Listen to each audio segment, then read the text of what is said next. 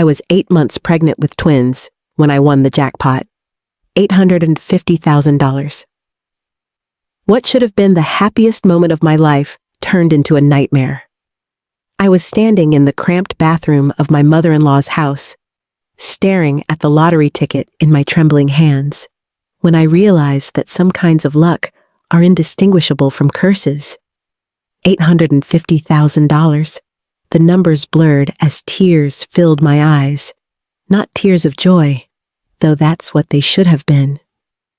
No, these were tears born from the immediate crushing awareness that this money, this beautiful, impossible stroke of fortune, had just painted a target on my back.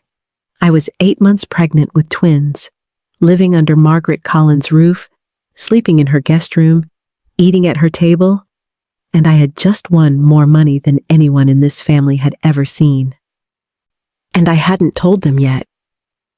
My hand moved instinctively to my swollen belly, where my daughters, I already knew they were girls, had known it bone deep since the first ultrasound, were shifting restlessly. They had no idea that their mother was standing in a bathroom at 11 o'clock on a Tuesday night, holding a piece of paper that would either save us or destroy us. I knew Margaret. I had lived with her for 7 months, ever since Daniel and I lost our apartment when the landlord sold the building. 7 months of watching her smile sharpen whenever money was mentioned.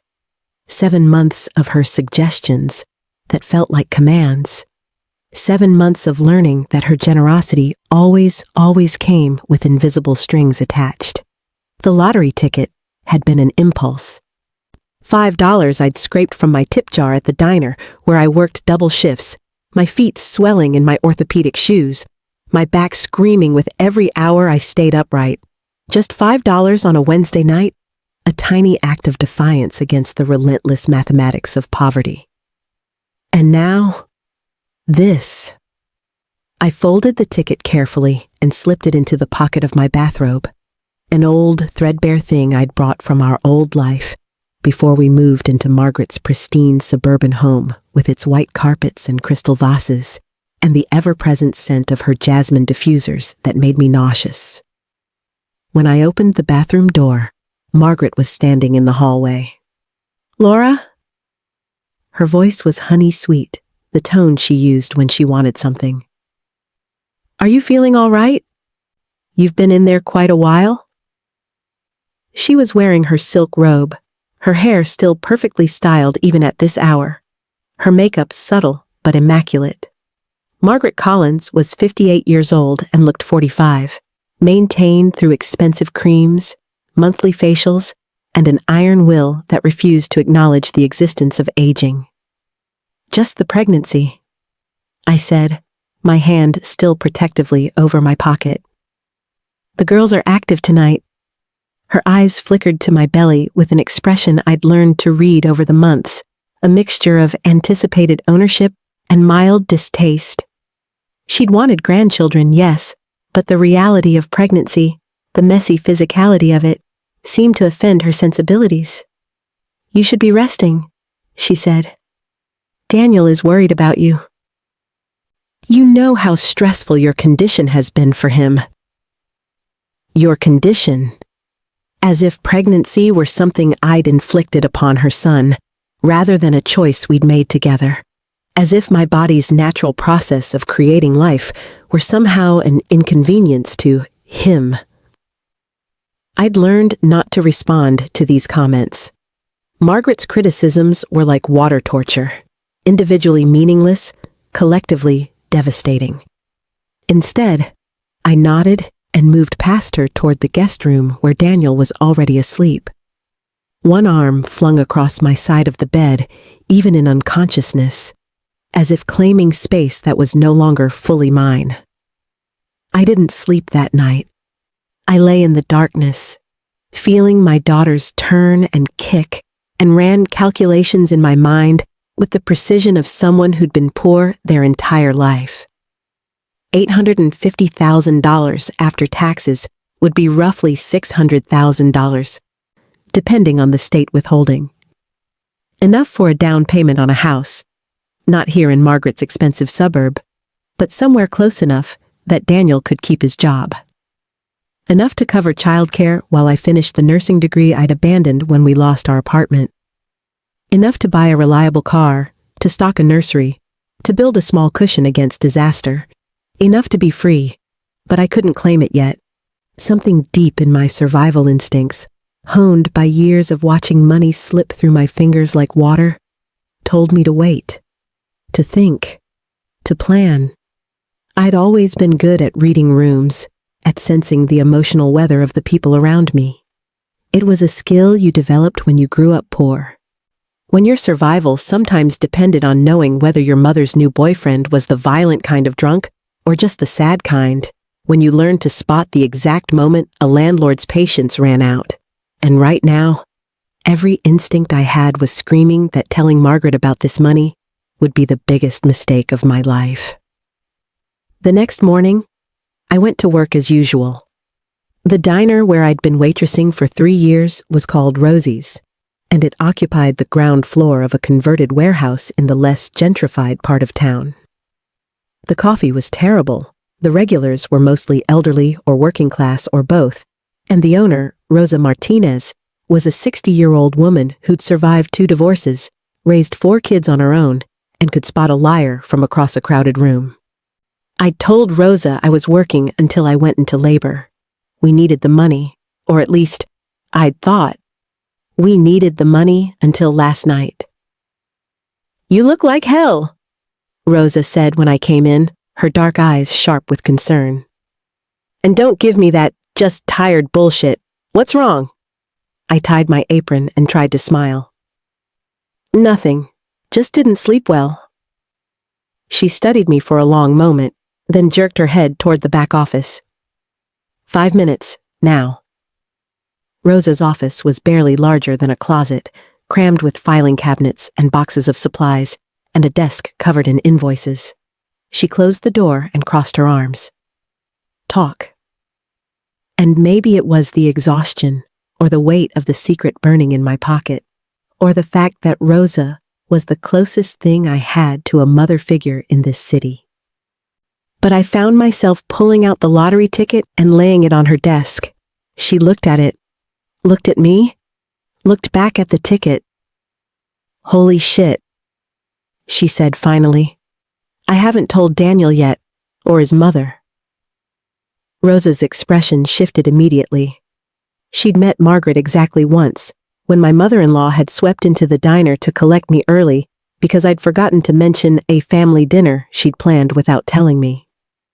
The encounter had lasted less than 5 minutes, but Rosa had taken one look at Margaret's forced smile and the way she'd eyed the diner's worn linoleum with barely concealed disgust, and said later, "That woman is poison, mija. Watch your back." "You're scared of her," Rosa said now. It wasn't a question. "I'm being smart." "What does Daniel say?" I hesitated. "I haven't told him either." Rosa sat back in her chair, her fingers drumming on the desk beside the ticket. "Let me guess. You tell him, he tells Mommy, and suddenly that money belongs to the family." She'd somehow captured Margaret's exact inflection on the word family, and despite everything, I almost laughed. "Something like that." "So what's your plan?" That was the question, wasn't it?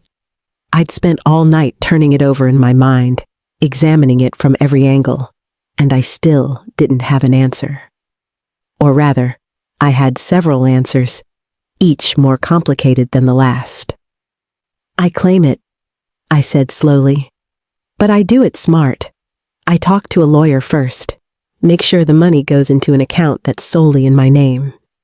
Then you tell your husband you won the lottery, but don't trust him enough to share access to the money?" Rosa shook her head. "Laura, honey, that's not a marriage anymore. That's a hostage situation." The words hung in the air between us, ugly and true. "I need to protect my daughters," I said quietly. "I know, but you also need to understand that the second you claim that ticket, everything changes. Money like that, it brings out the truth in people. The worst truth. I picked up the ticket, feeling its weight despite how little it actually weighed. Then I guess I'm about to find out who everyone really is. Rosa stood and came around the desk, pulling me into a hug that was awkward because of my belly but desperately needed. Whatever happens, she said, you've got a job here. You've got a friend. You remember that. I worked my shift in a fog, my mind only half present as I refilled coffee and took orders and smiled at the regulars who asked about the babies. Around 3 o'clock, my phone buzzed with a text from Daniel. Mom wants to talk to you when you get home, says it's important. My stomach dropped. Had she somehow found out? Had she gone through my things, found the ticket? About what? I typed back. She wouldn't say, just said it's time we had a family discussion. I stared at the message, reading the subtext in those quotation marks around family discussion. Daniel knew what his mother was like. He'd grown up with her after all. But he'd also spent 34 years learning that resistance was futile, that Margaret's will was an unstoppable force, that peace came from surrender. I'd been with Daniel for 4 years, married for 2. I'd loved him once, or at least, I'd loved who I thought he was. The man who'd seemed gentle and attentive when we met, who'd said he wanted to build a life different from the one his mother had designed for him. But slowly, almost imperceptibly, I'd watched him transform back into Margaret's son, shedding his independence like a snake's skin, until nothing remained but reflexive obedience. What time will you be home? He added. 6, I replied. Don't be late. You know how she gets. Yes, I knew how she got. I left work at 5:30, drove our aging Honda Civic across town with my hands tight on the wheel, and parked in front of Margaret's house at exactly 6 o'clock. Punctuality was one of her cardinal virtues. Being late to a family discussion would be noted, filed away, brought up later as evidence of my fundamental disrespect. Daniel met me at the door, his face unreadable. She's in the living room. What's this about? I asked, though I already had a sinking suspicion. Just, let's hear her out, okay? She's trying to help. The living room was Margaret's domain, decorated in shades of cream and gold, everything positioned with the precision of a museum display.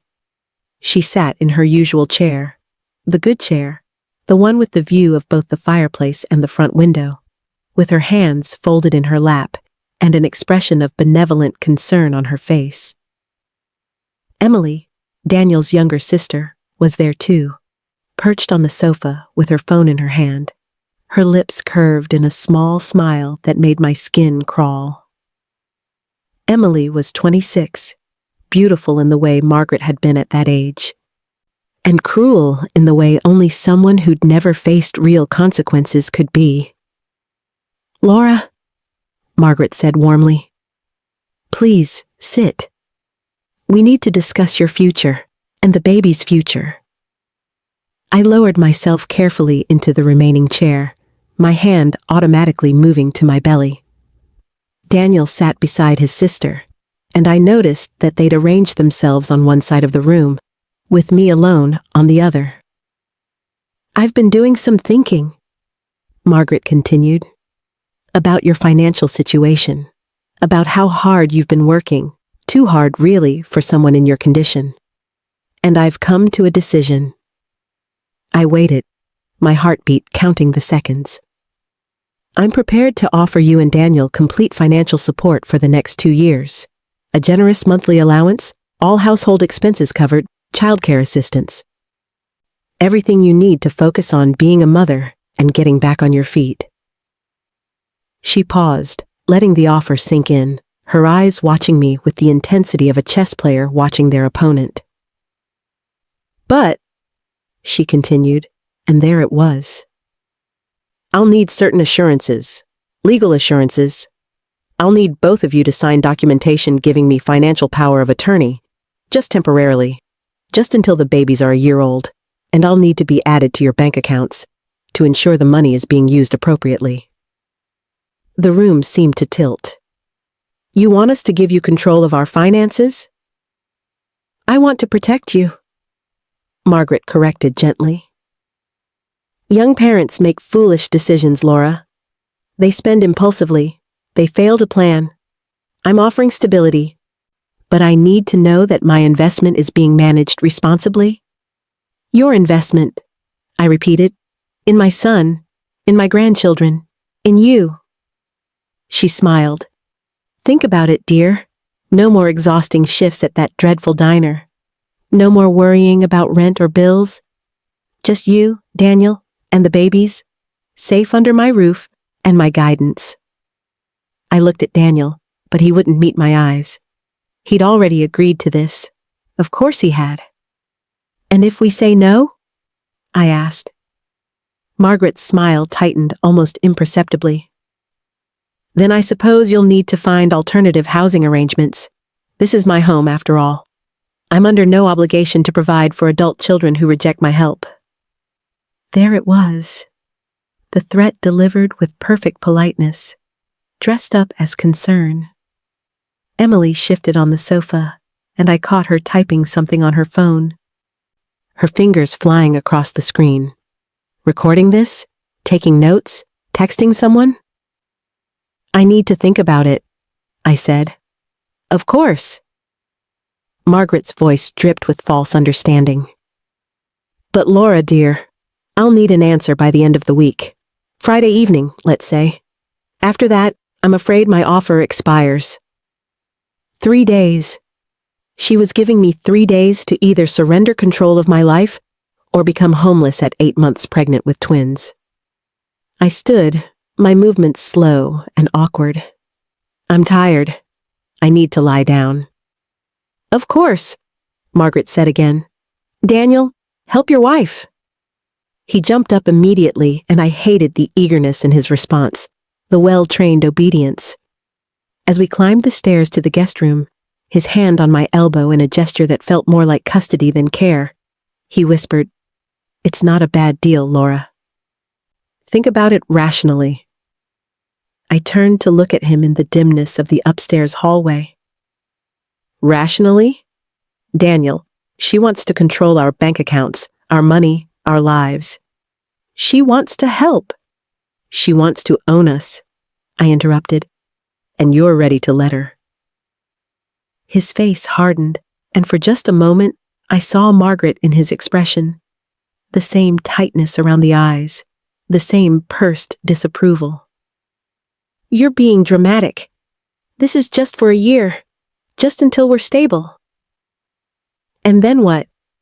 What happens when that year is up and she decides we need another year of her guidance? What happens when every decision we make has to go through her? You're pregnant and hormonal and not thinking clearly, he said, and the dismissal in his voice was like a slap. I went into the guest room and closed the door. That night, lying in bed with Daniel snoring beside me, I made my decision. I would claim the lottery money. I would hire a lawyer, a good one, someone who specialized in family law and asset protection. I would set up accounts that Margaret couldn't touch, couldn't control, couldn't absorb into her empire of conditional generosity. And then I would tell them. The next morning, I called in sick to work, the first time I'd done so in over a year. Instead, I drove to the lottery office in the state capital, a 3-hour trip each way, and claimed my prize. The officials were professional, efficient, almost bored by my life-changing fortune. I chose the lump sum, signed the documents, and listened numbly as they explained the tax withholding and the timeline for receiving the funds. $612,000 after federal and state taxes. From the lottery office, I went directly to the law firm Rosa had recommended, a woman named Victoria Chen who specialized in family law, and according to Rosa's cousin who worked as a paralegal, didn't take shit from anybody. Victoria was in her early 40s, sharply dressed, with an expression that suggested she'd seen every variation of human dysfunction and was impressed by none of it. I sat in her office, my belly making the chair uncomfortable, and told her everything. About Margaret, about Daniel, about the ultimatum, and the financial power of attorney. And my fear that if I didn't protect this money now, it would disappear into the Collins family vortex. She listened without interrupting, occasionally making notes on a legal pad. "You were smart to come here first," she said when I finished. "And you're right to be concerned. What your mother-in-law is proposing isn't unusual, but it's absolutely designed to give her permanent control. Once you sign over power of attorney, getting it back becomes extremely difficult, especially if she can argue you're unfit. And trust me, she'd find a way." "So, what do I do?" Victoria leaned back in her chair.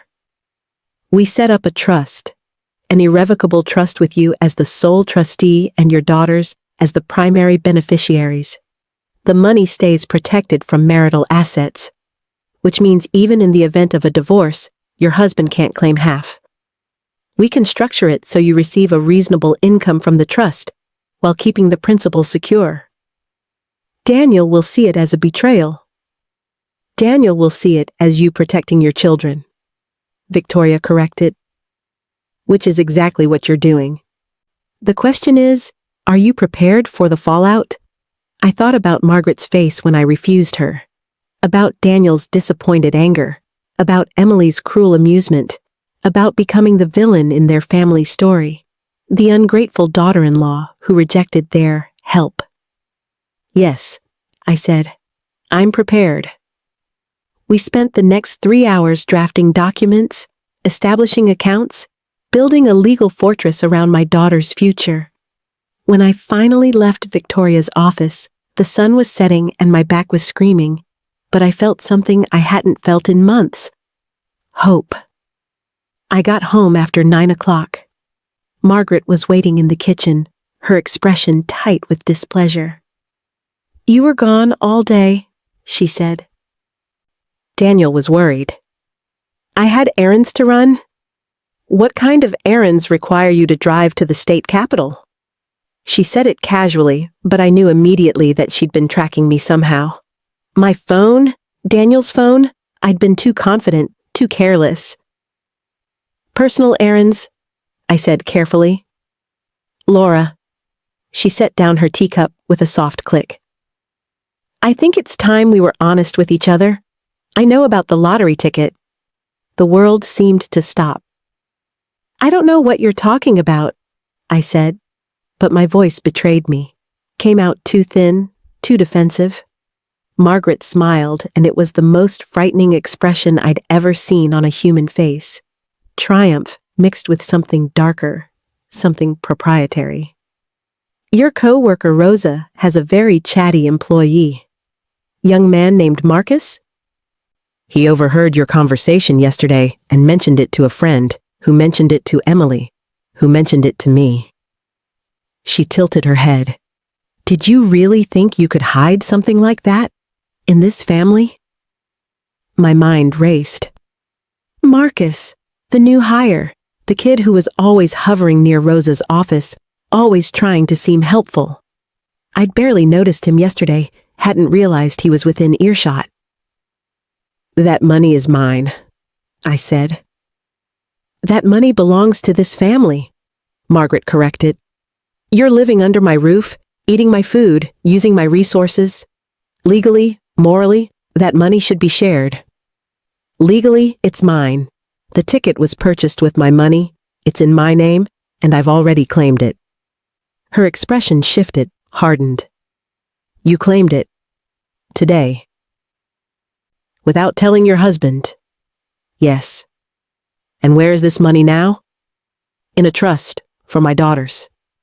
For a long moment, Margaret just stared at me, and I could see her recalculating, reassessing, searching for a new angle of attack. "Daniel!" she called, her voice sharp. He appeared almost immediately from the living room. He'd been listening, I realized, probably the whole time. "Your wife!" Margaret said, her voice dripping with contempt. Has won $850,000 and hidden it from you. She's put it in a trust, in her name only, without your knowledge or consent. She's stolen from this family. I haven't stolen anything, I said, turning to Daniel. The money is for our daughters, for their future. I've protected it so no one can. So I can't access it, Daniel interrupted, his face flushed with anger. That's what you mean. You don't trust me. I trust you. I don't trust.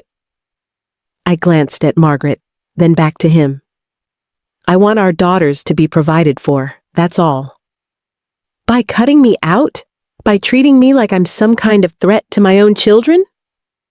His voice was rising now, years of resentment suddenly finding a target. Do you know how that makes me feel? How insulting that is? Daniel, no.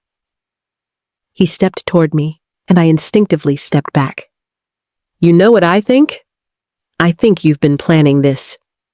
I think you've been waiting for an excuse to cut my family out, to take control, to what? I demanded. To provide for my children? To make sure they have stability and security and a future that doesn't depend on your mother's conditional generosity? Margaret stood, her movements deliberate, controlled. I want you out of my house. The words landed like stones. Tonight, she continued, I will not harbor someone who steals from my son, who destroys this family's trust. It's my money. My voice cracked, and I hated how desperate I sounded. I earned it, I claimed it, and I have every legal right. You have no rights here, Margaret said coldly. This is my home, and you are no longer welcome in it. I looked at Daniel, waiting for him to intervene, to defend me, to remember that I was his wife, carrying his children. But he just stood there, his jaw tight, his eyes hard with betrayal. Fine, I heard myself say. I'll pack my things. I'll help you. Emily's voice came from the doorway. She'd appeared like a ghost, her phone already out, already recording. We'll want to document what you take. For legal purposes. 20 minutes later, I was standing in the driveway with 2 suitcases and a garbage bag full of maternity clothes. My car keys were in my hand. My phone was buzzing with texts from Daniel that I wasn't reading, and my entire body was shaking. Not from cold, but from rage and fear and the sudden vertiginous realization that I had nowhere to go. I called Rosa. She answered on the first ring. I heard, she said. Marcus feels like shit for what it's worth. He didn't know what he was starting. Can I? My voice broke. Can I stay with you? Just for tonight? You can stay as long as you need, Mija. Come over. I'm making up the spare room now. I drove to Rosa's apartment in a blur, my hands trembling on the wheel, contractions, false ones I told myself, just Braxton Hicks, tightening across my belly in waves. Rosa lived in a modest 2-bedroom in a converted factory building, the kind of place where the heat was unreliable and the hallways smelled like cooking from a dozen different cultures. She met me at the door and took my suitcases without a word, leading me inside to a small room that held a single bed, a dresser, and not much else. It was the most beautiful thing I'd ever seen. Sit, she ordered, and I obeyed. She disappeared into the kitchen and returned with hot tea and a plate of food. When did you last eat? I couldn't remember. Drink, eat, then we'll talk. The tea was too sweet, and the food was comfort. Arroz con pollo, the kind Rosa made for her grandchildren. I ate mechanically, barely tasting it, my mind still replaying the scene in Margaret's kitchen. I ruined everything, I said finally. You protected your children, Rosa corrected. There's a difference. Daniel hates me now. Daniel's been hating himself for years. He just needed someone else to blame. The observation was so accurate, so cutting, that I actually laughed. A bitter, broken sound. "What do I do now?" Rosa sat beside me on the bed, her hand finding mine. "Now you survive. You have somewhere safe to stay. You have money. You have a plan. You're ahead of where most women in your situation end up. He could fight for custody. Margaret will convince him to fight for custody. With what argument? That you protected your daughter's inheritance? That you refused to sign over financial control to his mother? Any judge with half a brain will see through that." She squeezed my hand. "You did the hard thing, Laura. The right thing. Now you live with it." I stayed at Rosa's apartment for 3 days. Daniel called 14 times. I answered none of them. Margaret called twice, her messages dripping with false concern about my mental state and the stress I was putting on the babies. Emily texted once. A video she'd recorded that night showing me on the floor. Except I hadn't been on the floor. I'd been standing in the driveway, and I realized with mounting horror that she'd edited something, manipulated the footage to tell a different story. I called Victoria Chen immediately. "Send me everything," she said. "Every text, every voicemail, every manipulated video. We're building a case now, whether you want to or not. If they're going to come after you, we need documentation of everything they've done." On the third night, at 2 a.m, my water broke. Not Braxton Hicks, not false labor. Real, unstoppable, 3 weeks early labor. Rosa drove me to the hospital, her hand steady on my shoulder as contractions tore through me, as nurses rushed around checking vitals and asking questions I barely heard. They admitted me immediately. Premature twins, high-risk pregnancy, mother in distress. "Call Daniel," I gasped between contractions. "He should be here. They're his daughters too." Rosa made the call. He didn't answer. She tried again, and again. Margaret answered instead. I could hear her voice through the phone, tinny and distant. "Daniel isn't available right now. We'll come to the hospital when it's convenient." When it's convenient. My daughters were being born 3 weeks early, and Margaret Collins had just declared that her presence would occur at her convenience. "Fuck them," Rosa said, hanging up and gripping my hand. "I'm here. You're not alone." The next 8 hours were a blur of pain and fear and overwhelming physical intensity that made everything else, Margaret, Daniel, the money, the trust, seem irrelevant. There was only my body and my daughters and the animal determination to bring them safely into the world. They were born at 10:47 a.m., 6 minutes apart. Sophia first, 5 pounds, 2 ounces, with my dark hair and Daniel's nose. Then Olivia, 4 pounds, 14 ounces, smaller and fighter, screaming her fury at being evicted early. They were perfect.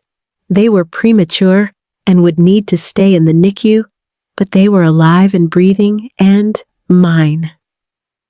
The nurse placed them on my chest for a brief, precious minute before whisking them away to the warming beds, and in that moment, holding my daughters for the first time, I understood with perfect clarity that I had done the right thing. That every choice I'd made, every risk I'd taken, every bridge I'd burned, had been leading to this, protecting them. Daniel showed up 6 hours later. I was in the recovery room, dozing fitfully, when the door opened. He looked terrible, unshaven, his clothes rumpled, his eyes red-rimmed. For a moment, we just stared at each other across the sterile hospital room. "I'm sorry," he said finally. "I should have been here. I should have answered. Mom said—" "I don't care what your mother said," I interrupted, my voice hoarse from exhaustion. "Your daughters were born this morning. They're in the NICU. They're beautiful and perfect, and they needed their father." He crossed to my bedside, reaching for my hand, but I pulled away. Laura, please, I know I messed up. I know Mom has been. He struggled for words. I want to fix this. I want us to be a family. We are a family, I said. But not the way your mother defined it. Not anymore. The money is not the issue, Daniel. It never was. The issue is that when your mother told you to choose between her and me, you chose her. You always choose her. His face crumbled. That's not fair. None of this is fair, I said. But it's true. He stayed for an hour, most of it spent in uncomfortable silence. When he finally left to go see the babies in the NICU, I turned my face to the wall and let myself cry for the first time since the contraction started. Not from pain, but from grief for the marriage that had died somewhere between a lottery ticket and a trust fund. Between conditional love and unconditional control. Victoria Chen visited the next day, bringing paperwork and a grim expression. Margaret has filed a petition, she said, sitting in the chair beside my bed. She's claiming you're mentally unstable, that you've isolated Daniel from his family, that the money should be placed under court supervision pending a psychiatric evaluation. The audacity of it took my breath away. She can do that? She can file it. Whether it'll go anywhere is a different question. Victoria pulled out her laptop. We have the manipulated video Emily created. We have voicemails from Margaret making threats. We have your medical records showing premature labor potentially triggered by extreme stress. We have Daniel's delayed arrival and Margaret's statement that they'd come when convenient. We have a strong case. But she's also very good at this. She's been controlling people for decades, Laura. She knows how to present herself. The concerned grandmother, the protective mother-in-law worried about her son's unbalanced wife, who's making irrational decisions. Some judges will see through it. Some won't. I looked down at my hands, still bearing the IV marks from delivery. What do I need to do? You need to document everything. You need to be the most responsible, rational, stable person in this narrative. You need to show up to every court date, every evaluation, every meeting with perfect composure. You need to be unassailable. I just gave birth 3 weeks early. I have twins in the NICU. I'm living in my boss's spare room. I know, Victoria said gently. And that's why we're going to win, because despite all of that, you're still protecting your daughters. You're still thinking clearly. You're still fighting smart. She closed her laptop. Margaret expects you to fall apart. Don't give her the satisfaction. The NICU became my world for the next 2 weeks. Sophia and Olivia were strong despite their early arrival, but they needed time to grow, to learn how to eat and regulate their temperatures and exist outside the womb. I sat beside their incubators for hours each day, my hands through the portholes touching their impossibly tiny fingers, singing softly, reading to them from a book of fairy tales Rosa had brought. Daniel came twice. Both times, he stayed less than an hour, uncomfortable with the beeping machines and sterile environment, uncomfortable with me. Margaret never came at all, but Emily did. She showed up on the 5th day, dressed in designer clothes and carrying her phone like a weapon, asking the nurses if she could see her nieces. They called me for permission, and I came out to the waiting room to find her recording on her phone, narrating about her concern for the babies and their unstable mother. Turn off the camera, I said quietly. She smiled. It's a free country. I can record whatever I want in a public space. This is a hospital, and I'm asking you to stop. Or what? Her eyes glittered with malicious amusement. You'll have another breakdown? You'll call hospital security? Go ahead. I'd love to document you making a scene. Something in me shifted, a cold, calculating clarity that replaced the exhaustion and grief. You're not here to see the babies, I said, loud enough for the nurses at the station to hear. You're here to harass me and create content for whatever case your mother is building. That's exploitation of minors and harassment of a patient. So I'm going to ask you one more time. Leave voluntarily, or I'll have you removed and file a restraining order. Her smile faltered. She hadn't expected me to call her bluff. You can't keep us from our family? Watch me, I interrupted. You and Margaret have made it very clear that I'm not part of your family. So why would I give you access to my daughters? I turned to the nurses. Emily Collins is not authorized to visit or receive any information about my children. Please make a note in their file. Emily's face flushed with anger. Daniel will hear about this. I'm sure he will. Tell him to call his daughter's mother if he wants visitation. Tell him to start acting like a father instead of Margaret's puppet. She left, her phone still recording, and I knew that video would end up as evidence of my instability, my hostility toward Daniel's family. I didn't care. I was done performing sanity for people who thrived on chaos. Victoria was pleased when I told her. You're learning, she said. Every interaction with them is a test.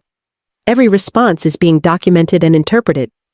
The fact that you stayed calm, set boundaries, and involved witnesses, that's exactly what we need. The court hearing for Margaret's petition was scheduled for 3 weeks after the girls were born. By then, Sophia and Olivia were home, tiny and fragile, but healthy, sleeping in bassinets in Rosa's spare room that we'd converted into a makeshift nursery. Rosa had taken family leave from the diner to help me, and together, we'd created a routine. Feeding schedules, diaper changes, the exhausting around-the-clock care that newborn twins demanded. I was running on 4 hours of sleep and coffee, my body still recovering from delivery, my mind still processing the transformation from pregnant wife to single mother. But I was surviving. Daniel had seen the babies exactly 3 times since they came home. Each visit was awkward, stilted, his discomfort with fatherhood palpable.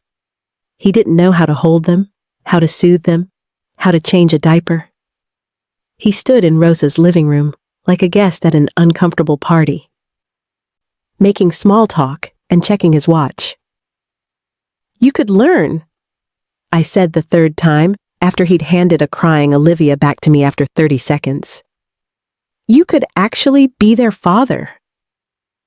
I'm trying, he said defensively. It's a lot. And with Mom's lawyer saying I shouldn't be alone with you in case you try to. Try to what? I interrupted. Accuse you of something? Turn them against you? What exactly does your mother think I'm capable of? He wouldn't answer, and his silence told me everything. The courtroom was smaller than I expected, and colder. Margaret sat on one side with her lawyer, an expensive suit named Gregory Pierce, who specialized in family law, and, according to Victoria, had a reputation for aggressive tactics. Daniel sat beside his mother, not meeting my eyes. On my side, Victoria, Rosa as a character witness, and a folder thick with documentation. The judge was a woman in her 60s named Sandra Rodriguez, with steel gray hair and an expression that suggested she'd heard every variation of family dysfunction and was impressed by none of it. Margaret's lawyer went first, painting a picture of a young woman who'd become erratic after winning money, who'd isolated her husband, who'd made rash decisions while hormonal and pregnant, who clearly needed guidance and supervision for the safety of her children and the prudent management of her windfall. Then Victoria stood. She began with the manipulated video, showing the original metadata and Emily's editing timestamps. She presented voicemails where Margaret had made threats about housing and family access. She had Rosa testify about my work ethic, my character, my planning and preparation for motherhood. She had medical records showing that my premature labor occurred within hours of being forced from Margaret's home, and then she called me to the stand. I'd prepared for this with Victoria, had practiced staying calm and factual, but actually sitting there under Margaret's cold gaze while her lawyer questioned my decisions, my mental state, my fitness as a mother, it took every ounce of control I possessed. "Ms. Bennett," Gregory Pierce began, "you won $850,000 and immediately hid it from your husband. Is that correct?" "I protected it," I said, "by establishing a trust for my daughters.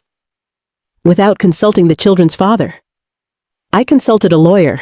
I made a legal, rational decision to ensure my children's financial security." "Or," he suggested, his tone dripping with false sympathy, "you made an impulsive decision while under severe hormonal and emotional distress." Victoria objected. The judge sustained it. Pierce tried another angle. "You were living rent-free in Mrs. Collins' home, correct?"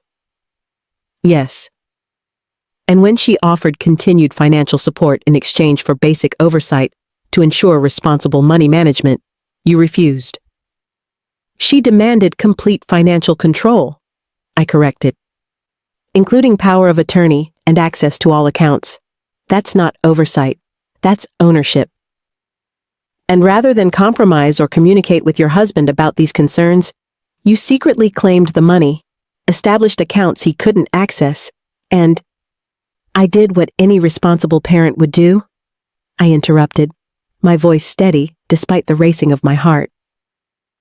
"I protected my children's future from someone who explicitly stated she believed that money belonged to her, not to them." The hearing lasted 3 hours. When it finally ended, Judge Rodriguez announced she would issue a ruling within 2 weeks. We left the courthouse in silence. Rosa drove me home while I sat in the back seat between the car seats where Sophia and Olivia slept, my hand on each of their tiny chests, feeling them breathe. "You did good," Rosa said finally. But I didn't feel good. I felt exhausted and hollowed out, aware that Margaret's lawyer had successfully planted seeds of doubt about my judgment, my stability, my motivations. The ruling came 11 days later. Judge Rodriguez found in my favor on every count. She denied Margaret's petition, stated that the trust I'd established was prudent and appropriate, and noted that the evidence of harassment and manipulation by the Collins family was troubling and sufficient to warrant restrictions on unsupervised access to the minor children. I read the ruling 3 times, sitting in Rosa's kitchen while the girls napped, before I could fully believe it. I'd won. But victory felt different than I'd imagined. Less triumphant, more like the exhausted relief of a survivor stumbling away from wreckage. Daniel called that evening. "I need to see them," he said without preamble. "My daughters, I have rights." "You have supervised visitation," I said, my voice level. "As outlined in the judge's ruling, you're welcome to schedule times through Victoria's office. You've poisoned them against me. They're 6 weeks old, Daniel. They don't even focus their eyes yet. I haven't poisoned anyone. You did this yourself." There was a long silence, and then, "Mom wants to appeal." "Of course she does. She says we should fight for custody, that you're not stable enough to—" "Stop," I interrupted. "Just stop. Your mother lost. She doesn't get to control this anymore. And you need to decide who you are. Are you their father? Or are you Margaret's son? Because you can't be both. Not like this." He hung up without answering. 3 months passed. Daniel scheduled supervised visits twice a month, showing up exactly on time and leaving exactly when the hour ended. His interactions with the girls stilted and obligatory. Margaret never requested visitation. Emily was banned by restraining order after attempting to photograph the girls outside Rosa's building. I used money from the trust to find an apartment, modest but clean, 2 bedrooms in a neighborhood with good schools and a playground visible from the kitchen window. I furnished it slowly, carefully, buying only what we needed. I enrolled in online classes to finish my nursing degree, studying during naps and after midnight feedings. Rosa helped. She was there for the bad nights when both girls were crying, and I was crying too, exhausted beyond reason. She was there for the first smiles, the first time they slept through the night, the small victories that made the impossibility of single motherhood slightly more possible. And slowly, carefully, I built a life. Not the life I'd imagined when I checked that lottery ticket.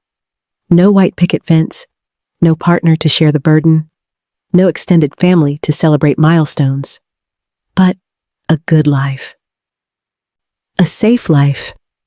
A life where my daughters would grow up knowing that their mother had fought for them, had chosen them over comfort and conformity and conditional love. On their first birthday, I threw a small party at the apartment. Rosa came, and some of the regulars from the diner, and Victoria Chen, who'd become something close to a friend. We ate cake and sang off-key, and watched Sophia and Olivia destroy wrapped presents with the single-minded focus of tiny tornadoes. Daniel was invited. He didn't come. Margaret sent a card, expensive, impersonal, with a check for $100 made out to each girl. I deposited them in their college funds and threw away the card. That night, after everyone left and the girls were asleep, I stood in their doorway watching them breathe. These perfect humans I'd made and protected and loved with every atom of my being. And I thought about that moment in Margaret's kitchen, when I'd said no to her control, when I'd chosen the hard path over the easy one. I thought about every choice that had followed, claiming the money alone, establishing the trust, refusing to give in even when it cost me my marriage, my home, my husband's family. I thought about the woman I'd been a year ago, scared and pregnant and living in someone else's house under someone else's rules. And I thought about the woman I was now, scarred but standing, tired but unbroken, alone but not defeated. The lottery ticket had been worth $850,000. My daughter's freedom had been worth every penny. Did I make the right choice? Should I have compromised with Margaret? Should I have trusted Daniel with access to the money? Or was I justified in protecting my daughter's future the way I did? Drop your thoughts below, and don't forget to subscribe and comment your verdict.